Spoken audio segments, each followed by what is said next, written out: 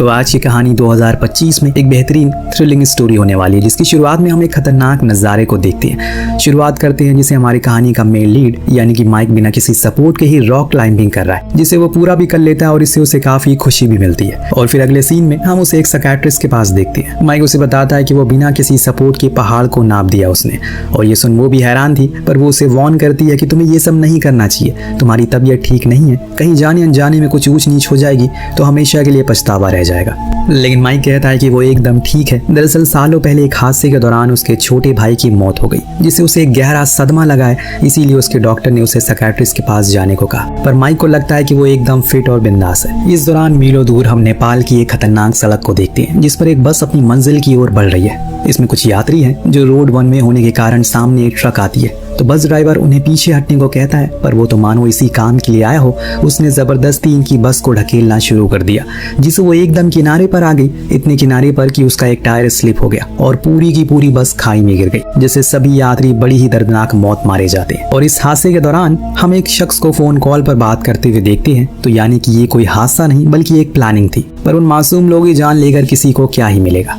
उधर माइक जब अपने भाई के आखिरी बचे हुए सामानों को देख रहा होता है, तो उसमें उसे एक नोट मिलता है, जिसमें लिखा था कि अगर वो मर जाए तो उसकी अस्थियों को हिमालय में उड़ा देना, क्योंकि वो जगह उसके लिए सबसे पवित्र है। ये पढ़कर माइक फौरन ही काठमांडू की टिकट बुक कर लेता है, यानी कि आगे की कहानी अब हम नेपाल में देखने वाले हैं। पर इससे पहले हम ये देखते हैं कि असल में नेपाल में क्या चल रहा है। एक रुद्र नाम का शख्स जो वहाँ के नागरिकों को बताता है कि वो सरकार से मिलकर एक बहुत बड़ा डैम बनाने वाला है, लेकिन उसके लिए उन्हें आसपास के सारे घरों और झुग्गियों को हटाना पड़ेगा, और इसके लिए वहाँ के लोकल बिल्कुल भी राजी नहीं थे। तब उन्हें शांत कराने के लिए गणेश रॉय नाम का एक शख्स आता है, जो लोगों को काफी मदद करता है। उसने सभी को समझाया कि उस डैम के बन जाने से सभी के घरों में बिजली आएगी और इससे काफी फायदा होगा और भी कामों में। हमारे लिए बहुत पवित्र है ये, तो हमें उसे सुरक्षित भी रखना चाहिए। इसलिए आप चिंता ना करो, मैं इन सब चीजों की जिम्मेदारी लेता हूँ, किसी को कोई नुकसान नहीं होगा। अगर वो डैम बन गया तो हम सभी बहुत ज्यादा फायदा होगा। सभी लोग उसकी बात मान लेते हैं। इतनी में गणेश का बेटा भागते हुए आता है और उन्हें बताता है कि दादाजी की बस खाई में गिर गई है, जिससे उनकी मौत हो गई है। अब ये सुन फौरन अपनी स्पीच को वो बीच में रोक देता है। इधर माइक अब प्लेन में बैठ चुका है, लेकिन आज भी उसे अपने भाई के साथ वो आखिरी पल याद है जब आखिरी बार उसने ड्रॉप किया था। दरअसल उसका भाई मिलिट्री में था और उसका सपना था कि वो हिमालयन रेंज को देखने जाए, लेकिन मिलिट्री में रहते वो इस काम को कर नहीं पाया और फिर एक दिन एक मिशन के दौरान उसे गोली लग गई। हालांकि वहां से वो जिंदा तो लौट आया, लेकिन कुछ ही दिन बाद उसकी मौत हो गई। उसका सपना अधूरा रह गया, पर अब माइक उसके ख्वाहिशों को पूरा करने के लिए निकल चुका है। लैंड करते हुए उसे धानी नाम की लड़की मिलती है, जो उसे यहाँ पर गाइड करेगी। वो उसे नेपाल के बारे में काफी कुछ बताती है और फिर दोनों बस में चढ़ जाते हैं, जो कि सीधा माउंट एवरेस्ट के करीब लेकर जाएगी। इस बस में और भी लोग मौजूद थे जो कि वहाँ पर ट्रक के लिए जा रहे हैं। उन्हीं में से एक लड़की से धानी की बहस हो गई, क्योंकि उसने उसका बैग नीचे फेंक दिया, पर उस लड़की के पिता, जिन्हें प्रोफेसर के नाम से जाना जाता है, वो उसे माफी मांगकर बात को खत्म करते हैं। इस बीच हम विजय को भी देखते हैं, जो गणेश का बेटा है। उसके पास उसके पिता का कॉल आया, जिन्होंने बताया कि वो जहाँ कहीं भी है वहां से दूर चला जाए, क्योंकि अब उन लोगों की जान को खतरा, क्योंकि जिन लोगों का उन्होंने डैम का काम रोका है वो अब उनके पीछे पड़ चुके हैं, उन्हें ढूंढ ढूंढ कर मार रहे हैं। ये सुनते ही विजय वहीं से गुजर रही एवरेस्ट वाली बस पर चढ़ जाता है, पर उसने ये नोटिस नहीं किया कि उसके पीछे सैनी नाम की लड़की और उसके लोग नजर रखे हुए हैं, और उन्होंने भी उस बस में अपना कदम रख लिया और फिर कुछ ही देर बाद पूरी बस को खुद के कंट्रोल में ले लिया। सभी के फोन को बाहर फेंकवा दिया, फिर ड्राइवर को बंदूक की नोक पर रखकर कहा कि अब ये बस वहां नहीं जाएगी जहां ये जा रही थी, बल्कि इसे हमारे बताए हुए रास्ते की तरफ लेकर चलो। वो ड्राइवर भी डर जाता है। उसने वही किया जो वो कह रहे थे। धानी को लगा कि ये कोई लोकल गुंडे होंगे, इसीलिए उसने माइक से कहा कि हमें कुछ करना होगा। वो भी तैयार था, इसलिए उसने बड़ी ही बारीकी से बस में मौजूद हर चीज को देखा, जिस दौरान उसे एक होल मिल गया, जिसमें उसने डंडे को घुसा दिया, जिससे होता यह है कि बस का एक टायर पंचर हो जाता है। अब माइक ने अपनी सीट चेंज कर लिया और बस का वातावरण भी अजीब होने लगा, जो देख सैनी को लगा कि अब उसे अपने लोगों को इत्तला कर देनी चाहिए, लेकिन तभी धामी उस पर हमला बोल देती है और वहीं माइक ने उसके साथी को मारकर वहीं गिरा दिया। लेकिन सैनी धानी पर भारी पड़ रही है, लेकिन अहम मौके पर माइक ने उसे मारकर बेहोश कर दिया। अब बस आउट ऑफ कंट्रोल होकर एक खाई से आधी नीचे लटक चुकी है, लेकिन इससे ज्यादा कुछ नहीं हुआ, इसीलिए सभी आहिस्ता आहिस्ता करके नीचे उतर गए। तभी माइक की नजर अपने भाई की अस्थियों पर पड़ी, जो अब बस में रह चुकी है, इसीलिए उसने बड़े ही आराम से उसे अपनी ओर खींच लिया। सभी अब बाहर आ चुके हैं, लेकिन जब उन्होंने वहां पुलिस को देखा तो उन्हें थोड़ा अजीब लगा, क्योंकि वैसे तो पुलिस कभी टाइम पर नहीं आती, तो अब कैसे आ गई? किसी और ने उन्हें कॉल तो नहीं किया। खैर, अब ऑफिसर ने सभी चीजों का जायजा लिया और सैनी को खुद के कंट्रोल में ले लिया। विजय बेहोश था, तो वो लोग उसे घर में ले गए, लेकिन उन्होंने उस घर की सारी खिड़कियों दरवाजों को बंद कर दिया, जो देख माइक को कुछ सही नहीं लगता। धानी माइक की चोट पर मरहम लगा रही थी। इस दौरान उसने उसे बताया कि वो पहले मिलिट्री में था, इसीलिए उसे थोड़ा हाथ पैर चलाने आते हैं। अब एक दूसरे से ये बातें कर ही रहे होते हैं कि इस बीच हम एक और चीज नोटिस करते हैं। इस गाँव में बहुत ही कम लोग रहते हैं, जो देख धानी भी हैरान थी। तो प्रोफेसर ने बताया कि वो यहाँ पहले भी आ चुका है कई बार। दरअसल यहाँ पर हजार नाम का एक लैंड माफिया है जो कि डैम बनाना चाहता है। जिसकी जमीन पर वो बना रहा है वो विजय के दादाजी थे, जो कि एक हफ्ता पहले सड़क दुर्घटना में मारे गए। हो सकता है कि वो लड़की उसी की गैंग के लोगों में से हो। इतने में वहां पर ढेर सारी गाड़ियां आने लगी तो ऑफिसर ने सभी पैसेंजर से कहा, आपके लिए नई बस का इंतजाम हो चुका है, आप सभी अपनी मंजिल तक उसमें जा सकते हैं प्रोफेसर। लेकिन प्रोफेसर को कुछ ठीक नहीं लग रहा है, इसीलिए उसने ऑफिसर से विजय के बारे में पूछा।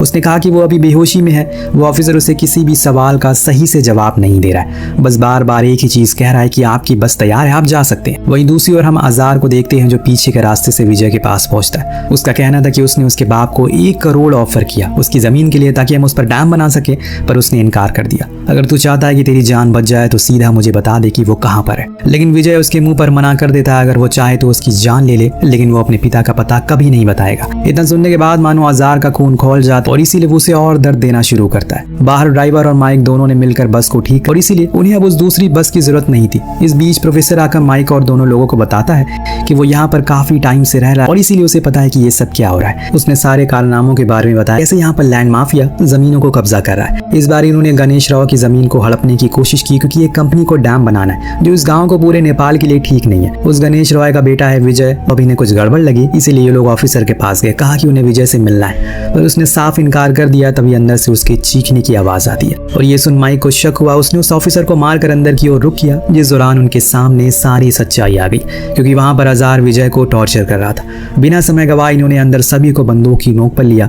तो प्रोफेसर ने आकर आजार से कहा कि वो एक ह्यूमन एक्टिविस्ट है और उसे पता है कि यहाँ पर क्या हो रहा है, इसीलिए उसने अमेरिकन एम्बेसी को इन्फॉर्म कर दिया है कि वो किसी भी समय यहाँ पर आने वाले हैं। अब आजार को उसकी ये बात अच्छी नहीं लगी और इसीलिए उसने उसकी बेटी के सामने उसे शूट करके मार डाला। फिर क्या था, दोनों तरफ से गोलियांबाजी होने लगी और ये लोग विजय को बाहर लाने में सफल रहे, परंतु उसी गोलीबारी में माइक को एक गोली लग जाती है। लेकिन समय रहते उसने बस को उसी हॉल्ट में पकड़ लिया। ड्राइवर स्टीव बस को पूरी रफ्तार से भगाता है, पर उसके सामने वो लोग खड़े थे जिन्होंने उस पर शूट किया, जिससे वो घायल हो गया। पर समय रहते माइक ने अपनी घायल अवस्था में भी बस को कंट्रोल कर लिया। वहीं गेट पर धानी अंधाधुंध आजार के लोगों पर गोलियां चला रही है, जिससे वो सभी साइड हो जाते हैं और तब ये लोग फौरन बस को लेकर फरार हो जाते हैं। लेकिन अब खेल खराब हो चुका है, क्योंकि आजार को लग रहा है कि ये पैसेंजर कोई मामूली लोग नहीं है, इन्हें वो बेवकूफ बनाकर निकल जाएगा। ये सारे उसे 2 हाथ आगे निकले और इसीलिए उसने अपने आदमियों को काम पर लगा दिया और इधर ये लोग बस को लेकर आगे बढ़ रहे हैं। लेकिन केट अपने पिता के मर जाने पर काफी दुखी थी, इसीलिए धानी उसे हौसला देती है और समझाती है कि उन्होंने लड़ते हुए अपनी जान दी, ना कि कैरो की तरह छुपकर। इस बीच उसकी नजर पड़ी ड्राइवर, जो कि अपनी काफी ज्यादा घायल हो चुका है। हालांकि धानी उसके घाव पर मरहम लगाती है,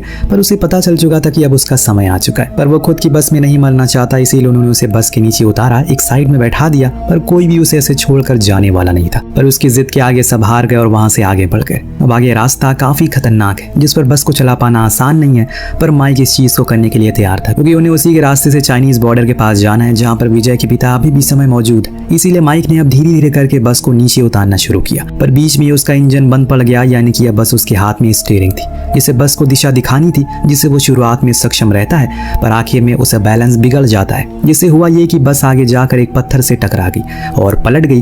हालांकि इनमें किसी को ज्यादा चोट तो नहीं आती। वहीं दूसरी ओर आजार और उसके साथ ही गुंडे तेजी से इन्हीं की ओर बढ़ रहे हैं, पर रास्ते में उन्हें ड्राइवर जख्मी हालत में दिख गया, तो वो उसके पास आया और पूछा कि बाकी के लोग कहाँ गए। उसने कुछ नहीं बताया, जिसके बदले में उसे मौत मिली। और इस तरफ इन लोगों ने खाई में पड़े कुछ सामानों की मदद से बस को ठीक करके उसे सीधा कर दिया, यानी कि अब वो चलने लायक हो चुकी है। इस दौरान आजार के पास विजय के फोन पर उसके पिता का मैसेज आता है, जो उससे पूछती हैं कि अभी वो कहाँ पर पहुंचा। जो देखकर आजार ने उन्हें रिप्लाई दिया और उनसे उनकी लोकेशन पूछी। पता लगने के बाद उसने फौरन ही वहाँ एक बाइकर को भेज दिया, जो पहाड़ों के ऊपर से होते हुए जल्दी से उस ओर पहुंच गया। जब अंदर गया तो वहाँ एक शख्स बैठा था, जिस पर उसने खूब गोलियां चलाई, लेकिन असल में वो गणेश था ही नहीं, बल्कि कोई और था। और अब इसके आगे कुछ और वो सोच पाता, तभी घर में एक धमाका होता है, जिसमें उस बाइकर की भी मौत हो जाती है। कुछ देर बाद वहाँ ये लोग भी पहुंच गए, लेकिन अब विजय ने जलते हुए घर को देखा तो डर गया। लेकिन तभी साइड में उसके पिता आए, जिन्हें देखकर उसकी जान में जान आई। लेकिन इतने में माइक वही बेहोश हो गया कि उसका घाव काफी गहरा हो चुका है, इसीलिए फौरन उसे अंदर लाया गया। तब गणेश ने अपने बेटे से फर्स्ट एड किट लाने को कहा और तब गणेश ने उसका इलाज किया। इधर अजार अपने लोगों के साथ खाई में जाता जा रहा है। जहाँ इन्होंने अपने बस को ठीक किया था तब उससे खबर मिलती है कि उसके बाइकर को धमाके से उड़ा दिया गया। इसीलिए उसने अपने लोगों को अलग अलग दिशा में जाने को कहा ताकि वो अगर कहीं दिखे तो उसे वहीं मार दे। इस बीच उसके एक साथी ने बताया कि हो सकता है कि वो बॉर्डर के करीब जा रहे हो, जो हमारे लिए ठीक नहीं है, इसीलिए उसने वहां पहुंचने से पहले हमें वहां पहुंचना होगा। अब रात होने पर धानी ने माइक की गोलियां निकाल दी, पर ये देख कैट काफी डर चुकी है, कहीं इससे भी कुछ ना हो जाए। पर वो समझाती है कि ये इतनी आसानी से मरने वाला नहीं है, तुम जाकर पानी लेकर आओ। लेकिन जैसे ही वो बाहर गई अचानक उस पर एक गुंडे ने हमला कर दिया, पर वो तो सही समय पर पीछे से विजय ने उसे मारकर उसकी जान बचा ली। इसके बाद अब धानी कैट को कुछ पैतरे सिखाती है ताकि कम से कम वो खुद की सुरक्षा तो कर सके। सुबह हुई, माइक को होश आया, पर अब इनके सामने एक नई मुसीबत। खाई के उस पार जाना था, जिसके लिए बस एक क्रेन की मदद से दूसरी तरफ रखना होगा,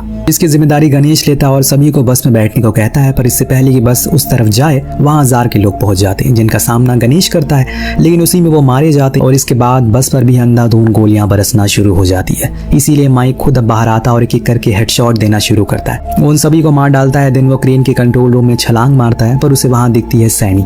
दोनों के बीच में काफी लड़ाई होती है और इसी पल माइक उसे बाहर फेंक देता है। इन सब में खेल और संगीन हो चुका था। इतने में सैनी ने एक बजूका फायर कर दिया जो आग जलाकर एक टनल पर लगी, जिससे वो गिरना शुरू हो गई। लेकिन इससे पहले कि माइक वहां से निकल जाता है, सैनी की जब गोलियां खत्म हो गई तो वो खुद ही बस के अंदर घुस गई और जो भी उसके सामने आ रहा था वो उसे मारे जा रही है। पर किसी ने भी हार नहीं मानी, एक साथ मिलकर उसका मुकाबला किया। माइक ने विजय को बस का कंट्रोल दिया और खुद उस पुलिस ऑफिसर से लड़ने लगा जो सैनी के साथ घुसा था। अब पहले तो उसने उसे मारकर बाहर फेंका, तो दूसरी तरफ धानी ने सैनी के गले में चाकू घुसाकर उसे भी बाहर फेंक दिया, जिससे वो दोनों ही बाहर गिरने पर मारे जाते हैं, यानी कि अब ये लोग सेफ हैं। पर इनकी बस की हालत काफी खराब हो चुकी है। माइक कहता है कि अभी एक शख्स बचा है जो था अजार, जो अपनी कार लेकर भाग रहा था। तभी उसके सामने ये लोग अपनी बस लेकर आ गए।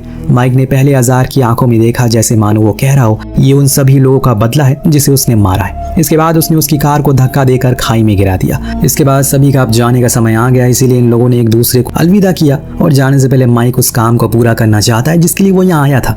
एवरेस्ट के बेस पर जाकर उसने अपने भाई की एशेस को उड़ा दिया, उसे मुक्ति दे दी। दिन धानी उसे लेकर एयरपोर्ट पर गई। दरअसल इन बीते दिनों में दोनों ही एक दूसरे को चाहने लगे हैं, पर किसी में हिम्मत नहीं थी कि वो एक दूसरे को कुछ बता सके। अब फ्लाइट का टाइम भी हो रहा है, इसीलिए माइक उसे गले लगाकर चला जाता है। लेकिन कुछ ही देर में उसे अपने भाई की कही हुई बात याद आती है, जिंदगी कभी अकेले नहीं जीते। जैसे हमने पहाड़ों पर चढ़ने के लिए रस्सियों की जरूरत पड़ती है, वैसे जिंदगी को खुशी खुशी जीने के लिए एक पार्टनर का सपोर्ट होना जरूरी है। इसीलिए माइक बाहर आया तो देखा कि धानी ट्रैफिक में फंसी हुई है, पर उसने उसे देख लिया और दोनों ने आंखों ही आंखों में अपने प्यार का इजहार किया, जिसके साथ ये कहानी यहीं पर खत्म हो जाती है। आपको कहानी कैसी लगी हमें कमेंट करके जरूर बताएगा। हम मिलते हैं अगले वीडियो में। Thank you so much watching. Peace out.